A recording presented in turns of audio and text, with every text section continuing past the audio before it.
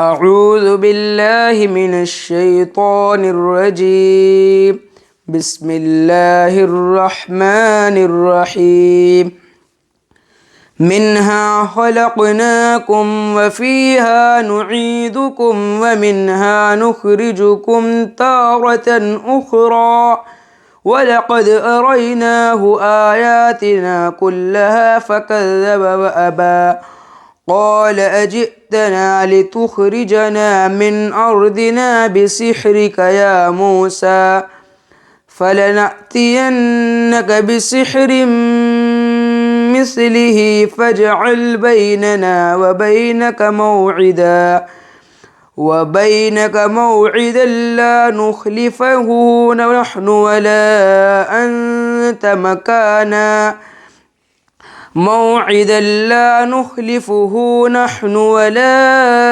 أنت مكانا سوى.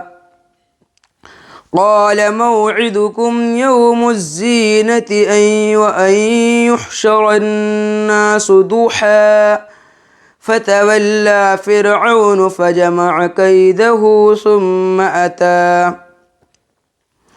قال لهم موسى ويلكم لا تفتروا على الله الكذبا فيسحتكم بعذاب وقد خاب من افترى.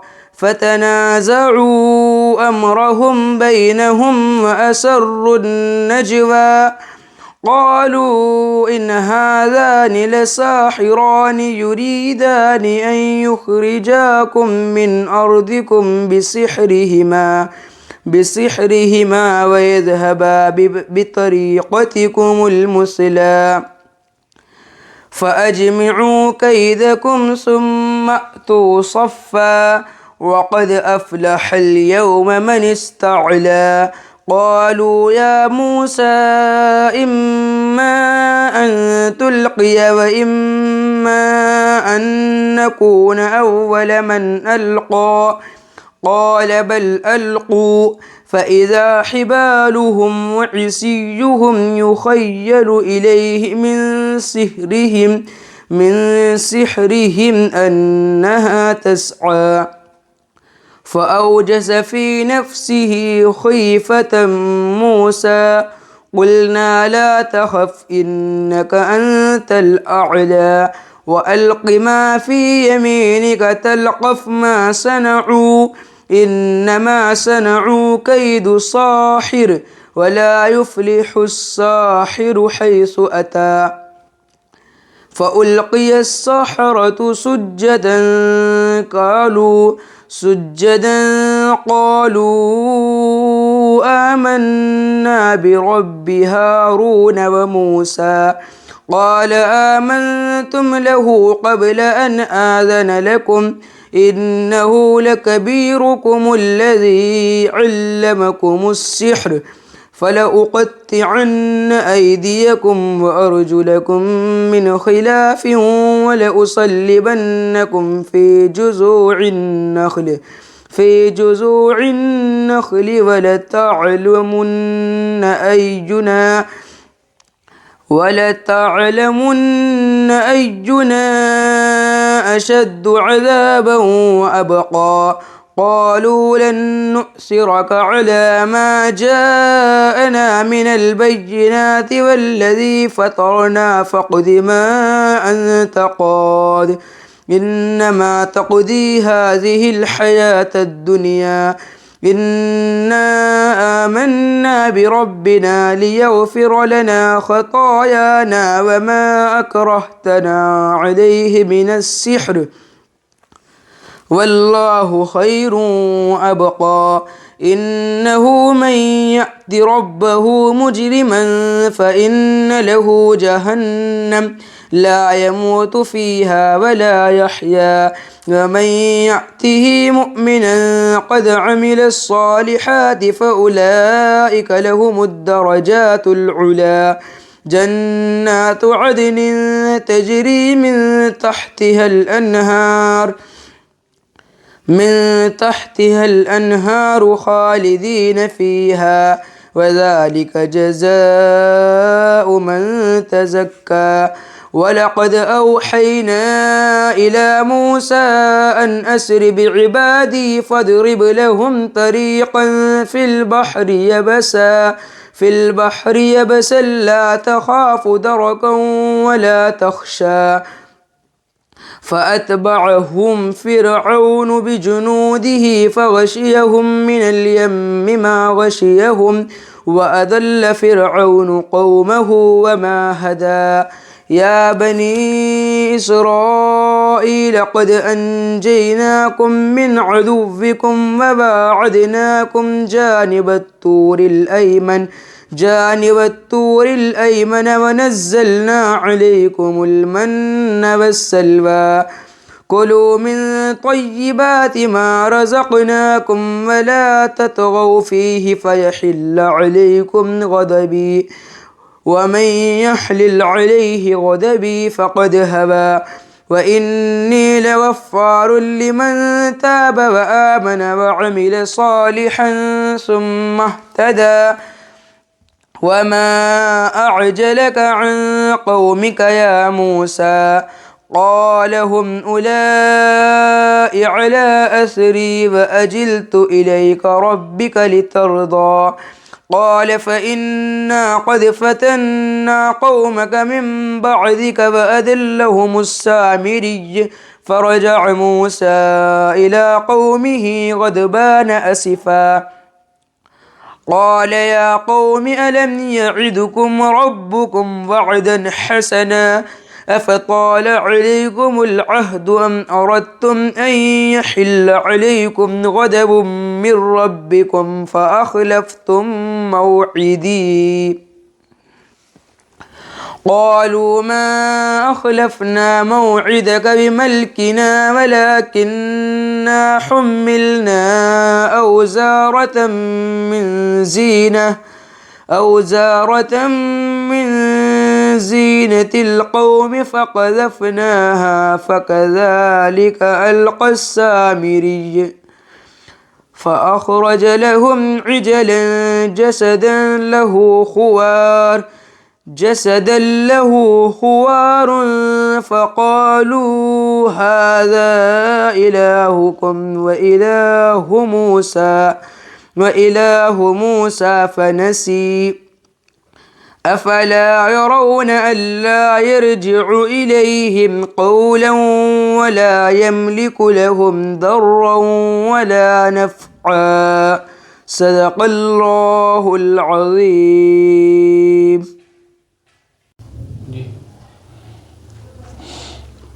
السلام علیکم ورحمۃ اللہ وبرکاتہ. ترجمہ قرآن کے سلسلے میں ہم آج کل سورہ طٰہٰ کا مطالعہ کر رہے ہیں. سورہ طٰہٰ کا تیسرا اور چوتھا رکوع کی تلاوت آپ سماعت فرما چکے. اس کا ترجمہ اور تفسیر آپ کے سامنے پیش ہے. الحمدللہ رب العالمین والصلاۃ والسلام علی رسول الکریم وعلی آلہ وصحبہ اجمعین اما بعد فاعوذ باللہ من الشیطان الرجیم بسم اللہ الرحمن الرحیم ربی اشرح صدری ویسر لی امری واحلل عقدۃ من لسانی یفقہوا قولی سبحان ربک رب العزۃ عما یصفون وسلام علی المرسلین والحمدللہ رب العالمین. سورہ طٰہٰ پارہ 16 آیت نمبر 55 سے آیت نمبر 89 تک. شروع اللہ کے نام سے جو بڑا مہربان نہایت رحم فرمانے والا ہے. آیت نمبر 55. اسی زمین میں سے ہم نے تمہیں پیدا کیا اور اسی میں پھر واپس لوٹائیں گے اور اسی سے پھر دوبارہ تم سب کو نکال کھڑا کریں گے. مطلب مٹی سے بنائے گئے مٹی میں ہی جائیں گے, مٹی سے ہی کھڑے کیے جائیں گے. اللہ کے یہاں حاضری ہوگی. اس کے بعد مطلب جو مرنے کے بعد ہمیں مٹی میں مل جانا ہے اور ہماری پیدائش مٹی سے ہوئی, رہائش مٹی پہ ہے. یہ جو ہے قبر میں مٹی ڈالتے ہوئے اللہ کے رسول صلی اللہ علیہ وسلم کے حکم سے پڑھی جاتی ہے. جو یہاں یہی بتایا ہے اللہ رب العزت نے کہ دوبارہ تم سب کو وہ کھڑا کر دے گا مٹی سے نکال کے. مطلب جو پہلے پیدا کر سکتا ہے وہ بعد میں بھی پیدا کرنے پہ قادر ہے. ہم نے اسے اپنی سب نشانیاں دکھا دی لیکن پھر بھی اس نے جھٹلایا اور انکار کر دیا. مطلب فرعون نے حق سامنے دیکھ کے بھی انکار کیا. کہنے لگا اے موسیٰ کیا تو اسی لیے آیا ہے کہ ہمیں اپنے جادو کے زور سے ہمارے ملک سے باہر نکال دیں۔ مطلب نبوت کو جادو، موضوع کو جادو کہا۔ یہ ہمیشہ ہر نبی کے ساتھ ہوتا رہا۔ نبی اکرم صلی اللہ علیہ وسلم کو بھی معاذ اللہ بہت سے لوگ جادوگر کہتے تھے۔ اچھا، ہم بھی تیرے اس مقابلے میں ایسی جیسے جادو ضرور لائیں گے، پس تو ہمارے اور اپنے درمیان ایک وعدے کا وقت مقرر کر لے کہ نہ ہم اس کا خلاف کریں اور نہ تو صاف میدان میں مقابلہ ہو۔ مطلب یہاں وہ معجزے کو جادو سمجھ رہے تھے، اس لیے موسیٰ علیہ السلام سے ایک معاملہ طے کیا کہ تم کوئی تہوار کا دن، جیسے کوئی سالانہ میلہ ہوتا ہے، عید کا دن ہوتا ہے، وہ کھلے میدان میں جہاں لوگ زیادہ سے زیادہ جمع ہوں، بھیڑ ہو، جو ہے کھلے طور پہ سب کے سامنے معاملہ رکھیں، عام پبلک میں، مطلب تک کہ فیصلہ جو ہے وہ آسانی سے ہو جائے، دیکھنا آسان ہو سارا کچھ جو کچھ ہوگا وہاں پہ، اور یہ آسان ہو جائے کہ فیصلہ کرنا کہ کون حق پہ ہے۔ تو اس لیے کھلے میدان میں رکھا گیا۔ موسیٰ علیہ السلام نے جواب دیا کہ زینت اور جشن کے دن، مطلب سالانہ چھٹی کا دن، عید کا دن، تہوار کا دن جو میں بتا رہا ہوں، تو دائی کو بھی یہی دن دیکھنا ہے کہ بھیڑ زیادہ ہو تاکہ زیادہ سے زیادہ لوگ وہاں آسانی سے آ بھی جائیں اور ان تک بات بھی پہنچ جائیں۔ مطلب اس کی مت ماری گئی تھی کہ اس نے اس طرح کا معاملہ رکھا فرعون نے کہ زیادہ سے زیادہ لوگوں تک حق پہنچ جائے، اور جواب دیا زینت اور جشن کا دن کا وعدہ ہے، اور یہ کہ لوگ دن چڑھے ہی جمع ہو جائیں، مطلب روشنی میں مقابلہ ہوگا، اس لیے دن کا وقت رکھا، باقی اسی لیے تاکہ لوگ اچھے سے دیکھ لیں اور حق اور باطل کا فیصلہ کر لیں۔ پس فرعون لوٹ گیا اور اس نے اپنے ہتھ کنڈے جمع کیے، پھر آ گیا، مطلب کونے کونے سے جادوگر جمع کیے اور پھر پوری تیاری کے ساتھ ان جادوگروں کو بلا لیا۔ موسیٰ علیہ السلام نے ان سے کہا تمہاری شامت آ چکی ہے، اللہ تعالیٰ پر جھوٹ اور افطرا نہ باندھو کہ وہ تمہیں عذاب سے ملیا میٹ کر دے، یاد رکھو وہ کبھی کامیاب نہ ہوگا جس نے جھوٹی بات گھڑی۔ مطلب میری بات کو جادو نہ کہو، معجزوں سے انکار کرنے سے عذاب آتا ہے۔ یہاں موسیٰ علیہ السلام نے پھر یہی بات کہی، مطلب دائی تو یہی چاہتا ہے، جیسے نبی اکرم صلی اللہ علیہ وسلم کے بارے میں بار بار یہ آتا ہے کہ حضور جو ہے وہ رنج کرتے تھے اس بات کا کہ یہ ایمان نہیں لاتے بلکہ اندر اندر گھلتے تھے، تو انہوں نے بھی پھر آفر دی کہ بھائی میری بات کو جادو نہ کہو، اس سے تمہارے اوپر عذاب آنے کا خطرہ ہے۔ پس یہ لوگ آپس کے مشوروں میں مختلف رائے ہو گئے اور چھپ کے مشورہ کرنے لگے، مطلب پوشیدہ سرگوشی کی اور آپس میں اختلاف کرنے لگے۔ مطلب ایسا نہ ہو کہ یہ سچے نبی ہوں، سچی بات نہ لے کے آئے ہوں، مطلب لگ نہیں رہا تھا انہیں کہ جادوگر ہوں گے، جس طرح کی کانفیڈنس کے ساتھ وہ بات کر رہے تھے۔ تو کچھ لوگوں نے جو ہے وہ اختلاف کیا دوسرے لوگوں سے، کہنے لگے یہ دونوں محض جادوگر ہیں اور ان کا پختہ ارادہ ہے کہ اپنے جادو کے زور سے تمہیں تمہارے ملک سے نکال باہر کریں اور تمہارے بہترین مذہب کو برباد کر دیں۔ مطلب جو ہے جادوگروں کو اپنے انعام کا لالچ تھا، اس لیے جیتنے کی پوری صلاحیت لگانے کے لیے وہ آئے تھے۔ تو موسیٰ علیہ السلام اور ہارون علیہ السلام کے بارے میں بات کہی کہ یہ جادوگروں کو بھی یہ خیال ہوا کہ یہ جادوگری ہیں اور انہیں جو ہے کہ ہم ہرا لیں گے، کیونکہ وہ پوری تیاری کے ساتھ آئے تھے۔ تو انہوں نے یہ کہا کہ موسیٰ علیہ السلام اور ہارون علیہ السلام تمہیں تمہارے ملک سے باہر کرنے کے لیے آئے، اور جو تمہارا بہترین مذہب ہے نا، شرک ہے، کفر ہے، اس مذہب کو بہترین سمجھتے تھے وہ، تو شرک میں کیونکہ مضبوط تھے اسی لیے غرق ہوئے، کمزور ہوتے تو شاید بات مان جاتے۔ آج ہم نام کا ایمان لیتے ہیں، مطلب نام جو ہے وہ ایمان کا لیتے ہیں، بات پوری نہیں مانتے، جیسے مشرک جو ہیں حق دیکھ کے بھی نہیں مانتے، ایسے ہی مومن اگر کچھ بھی دیکھے تو ایمان میں ڈٹا رہے، پکا رہے، ایسا نہ ہو کہ ڈاما ڈول ہو جائے۔ جیسے یہ لوگ جو تھے اپنے شرک کے پکے تھے، مضبوط تھے، اسی لیے غرق ہوئے۔ اگر یہ کمزور ہوتے تو موسیٰ علیہ السلام کی بات مان لیتے۔ تو یہاں جو ہے سورہ روم 32 میں بھی ہر فرقہ جو ہے اسی کی طرف ریچھتا ہے، مطلب شرک اور کفر کی طرف۔ آیت نمبر 64، تو تم بھی اپنا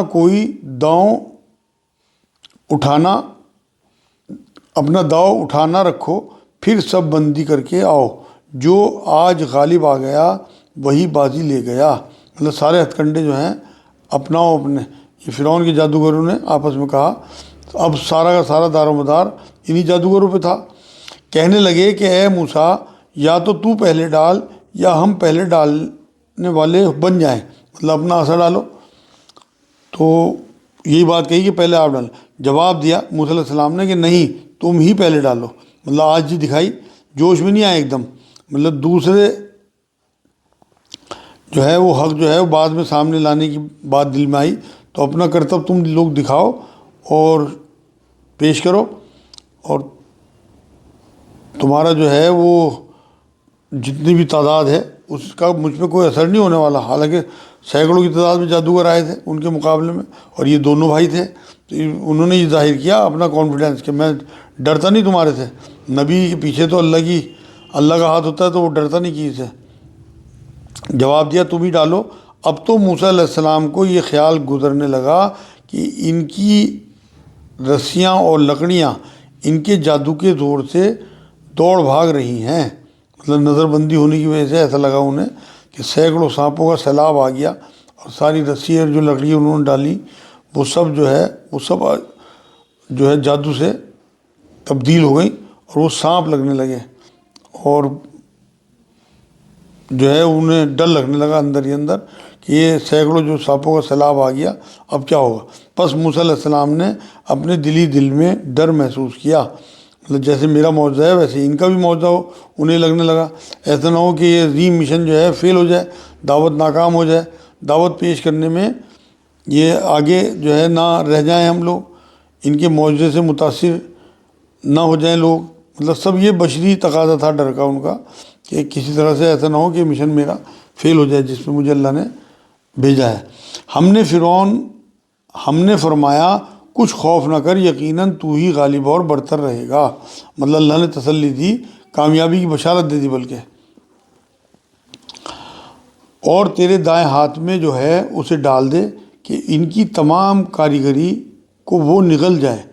انہوں نے جو کچھ بنایا ہے یہ صرف جادوگروں کی کرتب ہیں، اور جادوگر کہیں سے بھی آئے کامیاب نہیں ہوتا۔ مطلب لاٹھی جو ہے اسدہ بن کے ان کے جادو کو نگلنے اور ہڑپنے لگا جو اللہ نے حکم دیا انہیں کیسے ڈال دے، مطلب معجزہ ظاہر ہوا، جادو ختم ہو گیا۔ تو یہاں اللہ نے کہا کہ جو ہے اللہ سب کچھ کر سکتا ہے، مطلب جادوگر پریشان تو کر سکتا ہے، مگر یہ کہا کہ یہ صرف ان کی کاریگری ہے، جادوگری ہے، اور یہ کچھ نہیں بگاڑ سکتے تمہارا۔ اور جادو جو ہے وہ فریب ہے، نظر بندی ہے، جھوٹ ہے، اور جھوٹ جو ہے جادوگر جو ہے کبھی کامیاب نہیں ہوتے جھوٹا ہونے کی وجہ سے۔ حدیث پاک میں جادو کرنا اور کرانا دونوں حرام بتائے گئے۔ آیت نمبر 70۔ اب تو تمام جادوگر سجدے میں گر پڑے اور پکار اٹھے کہ ہم تو ہارون اور موسیٰ علیہ السلام کے رب پر ایمان لائے۔ مطلب جادوگر بے اختیار سجدے میں چلے گئے، کیونکہ وہ پہچان لیا انہوں نے کہ یہ جادو نہیں ہے، معجزہ ہے، کیونکہ ہر شخص جو ہے وہ اپنے فن کا ماہر ہوتا ہے، اور وہ اپنے فن کے حقیقت سے واقف تھے، تو انہوں نے پہچان لیا کہ یہ سب کچھ جو ہے جادو نہیں ہے بلکہ کچھ اور ہی ہے، اور انہیں سچا نبی مان لیا اور ایمان لے آئے اللہ پہ، اور یہ کہا کہ ہم موسیٰ اور ہارون کے رب پہ ایمان لے کے آئے۔ فرعون کیونکہ خود کو رب کہتا تھا، اس لیے یہ ان سے کہلوایا گیا کہ فرعون کے سامنے انہوں نے صاف صاف یہ بات کہی جادوگروں نے۔ فرعون کہنے لگا کہ کیا میری اجازت سے پہلے ہی تم اس پر ایمان لے آئے، مطلب ماں بدولت کی بغیر اجازت؟ وہ تو کیونکہ خود کو بادشاہ اور رب اور ان کا سب کچھ مانتا تھا، یہ تو ماتحت قوم تھی ان کے، اور جو بھی درباری تھے وہ یہ تو ظالم بادشاہ تھا نا۔ یقیناً یہی تمہارا وہ بڑا بزرگ ہے جس نے تم سب کو جادو سکھایا ہے۔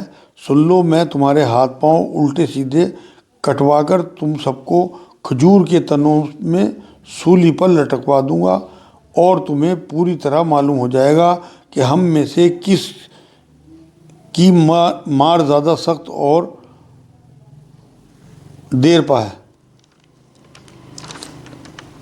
جب اس نے دیکھا کہ یہ سارے کے سارے سجدے میں گر گئے تو اس نے یہی بات کہی کہ میری اجازت کے بغیر تم نے کس طرح سے ایمان لیا ہے؟ پینترا بدلا، اور انہیں موسیٰ علیہ السلام کو ان کا استاد کہا کہ تمہارا استاد ہے، اور یہ جو کچھ بھی ہوا ہے تمہارے ان کے بیچ میں نورا کشتی ہے، سب ڈرامے بازی ہے، مطلب سب جھوٹ تھا، تم ملے ہوئے ہو.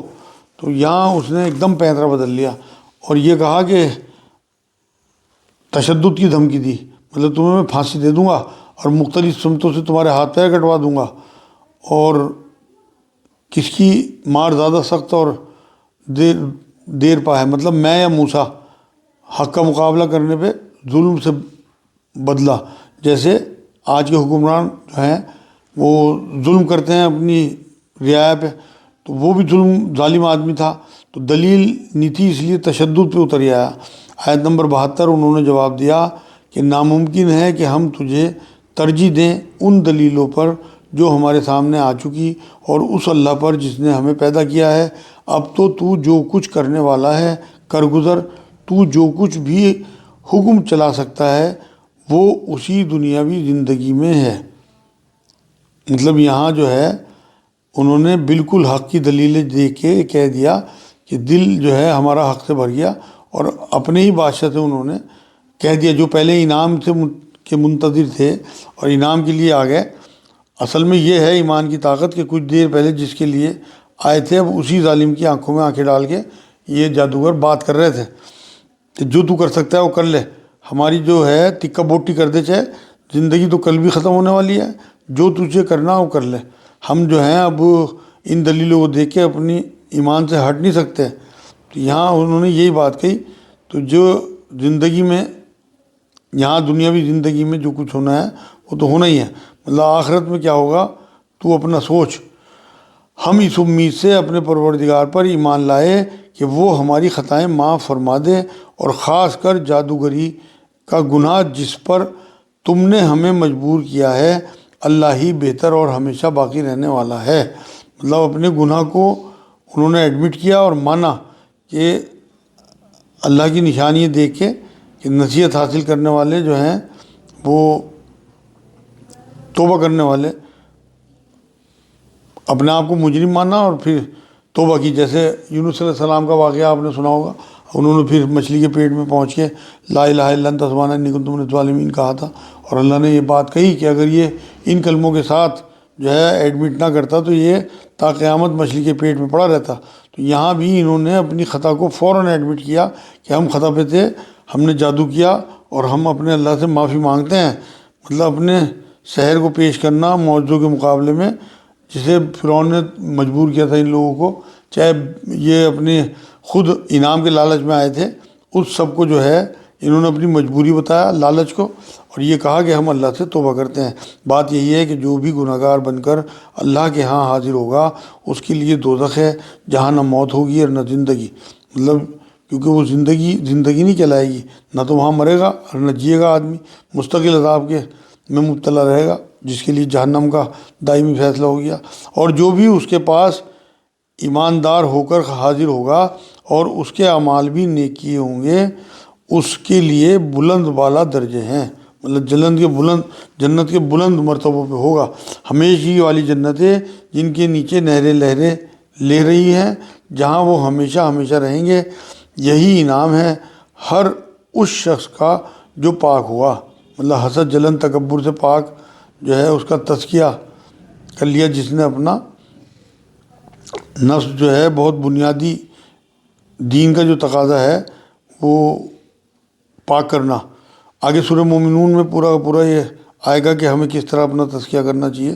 ہم نے موسیٰ علیہ السلام کی طرف وحی نازل فرمائی کہ تو راتوں رات میرے بندوں کو لے چل اور ان کے لیے دریا میں خشک راستہ بنا لے. جب فرعون جو ہے ایمان نہ لایا تو پھر اللہ نے وحی کی اور ہجرت کا حکم دے دیا موسیٰ علیہ السلام کو، کہ موسیٰ علیہ السلام کے بس میں نہیں تھا مگر اللہ کا حکم تھا. تو موسیٰ علیہ السلام نے عصا مارا اور وہ پانی دونوں طرف جو ہے خشک راستہ بن گیا، چٹانوں کی طرح کھڑا ہو گیا. تو یہاں اللہ نے اسی کا ذکر کیا کہ راتوں رات بندوں کو لے چل اور ان کے لیے دریا میں خشک راستہ بنا لے. مطلب پھر اللہ کے حکم سے جب انہوں نے ایسا مارا اس میں تو وہ بالکل دونوں طرف پانی رک گیا اور ایک راستہ ایسا بن گیا کہ وہ پیچھے سے فرعون کی فوج آ رہی تھی، وہ واقعہ آئے گا آگے، اور وہ سب ڈوب گئے لیکن یہ نکل گئے، اللہ نے انہیں پار کر دیا. مطلب ایک عجیب و غریب معجزہ یہ وہاں پہ ہوا اس عصا کو مارنے سے کہ سڑک بن گئی وہاں پہ، پھر نہ تجھے کسی کے آ پکڑنے کا خطرہ ہوگا نہ ڈر۔ مطلب موسیٰ علیہ السلام بنی اسرائیل کو لے کے چلے کیونکہ اللہ کا حکم تھا، تمام خطرے ختم، نہ پکڑے جانے کا نہ ڈوبنے کا ڈر کیونکہ اللہ نے حکم دیا تھا۔ بنی اسرائیل نے فرعون کو دیکھ کے کہا بھی جب وہ پیچھے سے آ رہا تھا اپنی قوم کے ساتھ کہ ہم پکڑے جائیں گے، موسیٰ علیہ السلام بالکل بے فکر تھے کیونکہ انہیں تو اللہ نے بشارت دے دی تھی کہ تم پار ہو جاؤ گے۔ فرعون نے اپنے لشکروں سمیت ان کا تعاقب کیا، پھر تو دریا ان سب پر چھا گیا جیسا کچھ چھا جانے والا تھا، مطلب پہاڑ کی چٹان کی طرح جو ہے انہیں نکالنے کے لیے رکا پانی پھر ان کے جب فرعون وہاں پہ آیا تو پھر پہلی حالت میں آ گیا اور اسی طرح سے تیز لہریں آئیں اور انہیں ڈبو دیا اس نے لہروں نے۔ فرعون نے اپنی قوم کو گمراہی میں ڈال دیا اور سیدھا راستہ نہ دکھایا، مطلب شرک اور گمراہی کا راستہ دکھایا، سیدھے راستے پہ نہیں چلا۔ ہم نے ہارون اور موسیٰ کو بھی بھیجا اللہ نے، لیکن اس کے بعد بھی اس کی سمجھ میں نہیں آیا۔ اے بنی اسرائیل، دیکھو ہم نے تمہیں تمہارے دشمن سے نجات دی اور تم سے کوہ طور کی دائیں طرف کا وعدہ کیا اور تم پر من و سلوہ اتارا، مطلب فرعون اور آل فرعون کو غرق کر کے اللہ رب العزت نے انہیں نجات دی، اس ماحول سے نکال لیا، شریعت دی، مطلب تمہارے سامنے ہم کلام ہوئے موسیٰ علیہ السلام سے، مطلب عالمی کی جو ہے وہ کوئی دنیا میں بہت کم کہہ سکتا ہے، یا تو حضور سے ہم کلام ہوا اللہ اور یا پھر موسیٰ علیہ السلام سے۔ تو یہاں اللہ نے دائیں طرف جو ہے یہ کہا کہ اے بنی اسرائیل تم دیکھو ہم نے تمہارے دشمن سے نجات دی، پھر تم کو کوہ طور کی دائیں طرف جو ہے وہ وہاں بلا کے شریعت وعدہ پورا کیا اور تم پر من و سلوہ بھی اتارا۔ یہ سارے احسان اللہ رب العزت نے بنی اسرائیل پہ کیے، انہیں گنوایا گیا۔ آیت نمبر 81، تم ہماری دی ہوئی پاکیزہ روزی کھاؤ اور اس میں حد سے آگے نہ بڑھو، ورنہ تم پر میرا غضب نازل ہوگا، اور جس پر میرا غضب نازل ہو جائے وہ یقیناً تباہ ہوا۔ مطلب حلال ذریعے سے کماؤ، حلال کھاؤ، اسراف سے بچو، ورنہ یہ سرکشی کہلاتی ہے۔ اور آج ہم دیکھتے ہیں کہ جن پہ پیسہ ہے وہ واقعی اسراف کرتے ہیں، جہاں ضرورت نہیں ہوتی وہاں بھی خرچ کرتے ہیں، تبذیر کرتے ہیں۔ تو یہ سب جو ہیں، اور تبذیر والوں کو اللہ نے شیطان کے دشمن کہا، تو اللہ نے یہاں انہیں حکم دیا کہ آگے بڑھو، مطلب شریعت پہ عمل کرو، شکر ادا کرو اللہ کا، اور یہ کہا کہ زیادتی نہ کرنا، مطلب زیادتی یہ کہ ان کی جو ہے وہ شریعت سے باہر قدم نہ رکھنا، اور یہ کہا کہ غضب نازل ہو جائے تو وہ یقیناً تباہ ہو جاتا ہے، نیست نابود ہو جاتا ہے۔ ہاں بے شک میں انہیں بخش دینے والا ہوں جو توبہ کریں، ایمان لائیں، نیک عمل کریں اور راہ راست پر بھی رہیں۔ مطلب گناہ سے ایمان جو ہے نکل جاتا ہے، توبہ کر کے ایمان لایا آدمی دوبارہ نیک عمل کرے، پھر اس پہ جمع رہے۔ یہ نہیں کہ توبہ کیا اور پھر گناہ میں لگ گئے، بلکہ توبہ اصل یہ ہے کہ آپ نے اللہ سے کمٹمنٹ کر لیا کہ اللہ پچھلا تو معاف کر دے، اور آگے میں تجھے کبھی مطلب ایسا موقع نہیں دوں گا کہ میرا کوئی گناہ میرے سے سرزد ہو اور تجھے کوئی تکلیف ہو۔ تو آگے آیت نمبر 83 میں، اے موسیٰ تجھے اپنی قوم سے غافل کر کے کون سی چیز جلدی لے آئی؟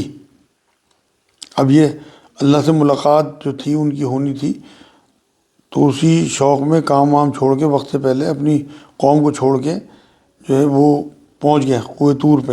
تو یہاں اللہ رب العزت نے ان سے سوال کیا کہ اے موسیٰ کون سی چیز تجھے یہاں جلدی لے آئی؟ مطلب خیر میں ہی بیلنس چاہیے، جلدی نہیں، عجلت پسندی ٹھیک نہیں ہوتی۔ جیسے حضور صلی اللہ علیہ وسلم کو بھی اللہ نے قرآن میں جگہ جگہ یہ بات کہی، قرآن جلدی یاد کرنے کو جو ہے انہیں منع فرمایا اللہ رب العزت نے۔ تو یہاں حدیث پاک میں بھی ہے کہ جو اللہ سے ملنے کو پسند کرتا ہے اللہ بھی اس سے ملنے کو پسند کرتا ہے۔ تو انہیں بہت زیادہ اللہ کو سے ملنا پسند تھا، اور نبی اکرم صلی اللہ علیہ وسلم بھی بار بار وحی کے انتظار میں رہتے تھے۔ تو ایسے ہی جو ہے اسی حدیث میں آگے فرمایا، ایسے جو اللہ سے ملنا ناپسند کرتا ہے اللہ بھی اس سے ملنا ناپسند کرتا ہے۔ اب ہم اپنے آپ کو ٹٹولے دیکھیں کہ ہم واقعی اللہ سے ملنا چاہتے ہیں، کس کس کے دل میں موت کی چاہت ہے کہ ہم جا کے دیکھیں کہ ہمارا خالق کیسا ہے، ہمارے ساتھ وہاں کیا کیا ہونے والا ہے، لیکن ہم تو ڈرتے ہی نہیں اس بات سے، اس کے آگے بھی کھڑے ہونا ہے۔ تو یہاں اللہ نے یہی بات کہی کہ تجھے کوئی چیز کون سی چیز جلدی لے آئی؟ کہا کہ وہ لوگ بھی میرے پیچھے بھی پیچھے ہیں، اور میں نے اے رب تیری طرف جلدی اس لیے کی کہ تو خوش ہو جائے۔ مطلب خوش کرنے گئے تھے مگر پھنس گئے موسیٰ علیہ السلام. تو میرا شوق دیکھ، میرا اشتیاق دیکھ کہ میں تیرے سے ملنے پہلے آ گیا. اور یہ کہا کہ میری جو قوم ہے وہ نشان قدم پہ میرے پیچھے پیچھے آ رہی اور بہت جلدی پہنچ جائیں گے وہ لوگ. فرمایا ہم نے تیری قوم کو تیرے پیچھے آزمائش میں ڈال دیا اور انہیں سامری نے بہکا دیا. مطلب سامری انہی کی قوم کا جو تھا وہ ایک شخص تھا اور موسیٰ علیہ السلام کو منصب ملنے سے جلتا تھا. تو وہاں اللہ نے کہا کہ سامری نے بہکا دیا بچڑا بنا کے اور شرک کر پہ لگا دیا. پس موسیٰ علیہ السلام سخت خطرناک ہو کر رنج کے ساتھ واپس لوٹے افسوس کرتے ہوئے، اور کہنے لگے کہ اے میری قوم والو، کیا تم سے تمہارے پروردگار نے نیک وعدہ نہیں کیا؟ مطلب شریعت کتاب دینے کا وعدہ جو کیا تھا میں لینے کیا تھا. یہ 3 سوال انہوں نے قوم سے کیے. کیا اس کی مدت تمہیں لمبی معلوم ہوئی؟ مطلب میرے سے جو دوری جو تمہارے سے ہوئی اس کی مدت جو ہے تمہیں لمبی لگی کہ میں دیر سے آؤں گا، بلکہ تمہارا ارادہ ہی یہ ہے کہ تم پر تمہارے پروردگار کا غضب نازل ہو. مطلب تم جان بوجھ کے عذاب کو جو ہے دعوت دے رہے کہ تم نے میرے وعدے کا خلاف کیا، مطلب میرا انتظار نہیں کیا، گمراہی میں پڑ گئے. انہوں نے جواب دیا کہ ہم نے اپنے اختیار سے آپ کے ساتھ وعدے کا خلاف نہیں کیا، بلکہ ہم پر زیورات قوم کے جو بوجھ لاد دیے گئے تھے انہیں ہم نے ڈال دیا اور اسی طرح سامری نے بھی ڈال دیے. مطلب یہاں انہوں نے کہا کہ امانت میں خیانت کا پہلو تھا، اور جو ہمارے پاس مال تھے، مطلب فرعون کی قوم کے لوگ جو تھے مصر میں زیورات بنی اسرائیل کے لوگوں کے پاس رکھواتے تھے، کیونکہ یہ ایک غلام قوم تھی اور یہ جو ہے چاہتے تھے کہ ہمارے جو گھر کا مال ہو وہ ان کے پاس رہے. تو ان کے اوپر ایک بوجھ سا تھا، کیونکہ قوم تو یہ ٹھیک تھی اس وقت، تو یہ امانت میں خیانت کا پہلو ان کا تھا.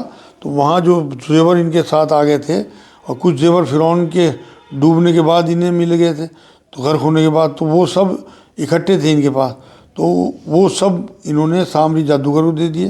سامری جو تھا وہ ایک جادوگر تھا جو موسیٰ علیہ السلام سے حسد رکھتا تھا، میں بتا رہا تھا جالس رکھتا تھا، اسی نے انہیں گمراہ کرنا چاہا. تو یہاں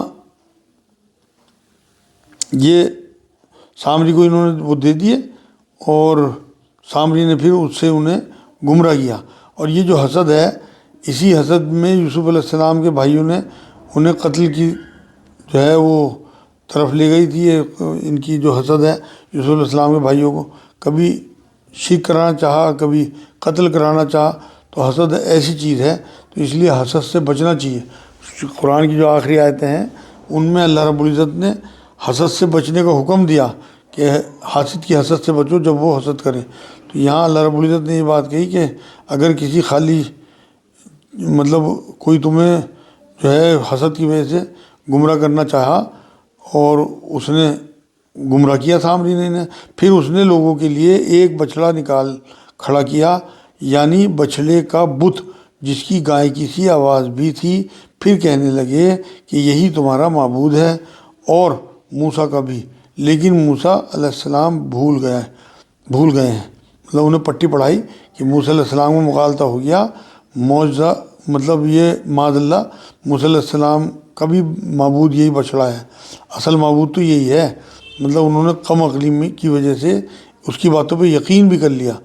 کچھ اس طرح سے انہیں بچڑے کو بنایا، گائے کے بچڑے کو، مطلب اس کا بت کہ ہوا جو ہے اس میں سے پاس ہوتی تو گائے کی سی آواز سناتی تھی.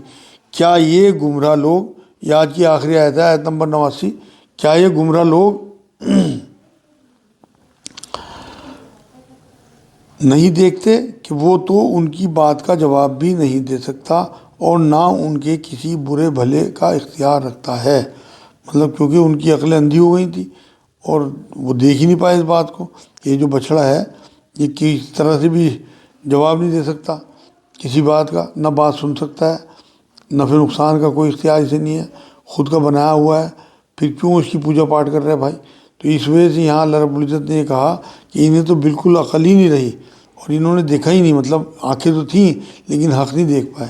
یہ آج الحمدللہ آیت نمبر 89 تک یہ پورا ہو گیا. وما علینا الا البلاغ.